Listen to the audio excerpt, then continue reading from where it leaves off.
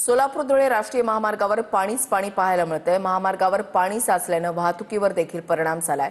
धुळ्यावरून सोलापूरकडे जाणाऱ्या वाहतुकीवर परिणाम झालेला आहे। सागर सुरवसे आमचे प्रतिनिधी आमच्या सोबत आहेत। सागर, सोलापूरमध्ये पावसानं अक्षरशः हाहाकार माजवलाय। खरं आपण पाहिलं की खरं तर वृषाली काल मध्यरात्रीपासून सोलापूर शहरामध्ये जवळपास 118 मिलीमीटर पाऊस जे आहे तो या ठिकाणी कोसळलेला आहे आणि त्यामुळेच या ठिकाणी सोलापूर शहराला अक्षरशः पावसाने झोडपून काढल्याची परिस्थिती पाहायला मिळते। जर का आपण पाहिलं तर सोलापूर धुळे राष्ट्रीय महामार्गावर देखील मोठ्या प्रमाणात पाणी जे आहे ते जमा झालेलं आहे आणि त्यामुळे वाहतूक आता विस्कळीत झालेली आहे। धीम्या गतीनं ही वाहतूक जी आहे ती सोडण्यात येत आहे। तर दुसऱ्या बाजूला आपण पाहिलं की पूर्णतः एक बाजूची वाहतूक पूर्णतः ठप्प झालेली आहे। खरं तर मुसळधार पावसामुळे ही परिस्थिती जी आहे ती या ठिकाणी निर्माण झालेली आहे।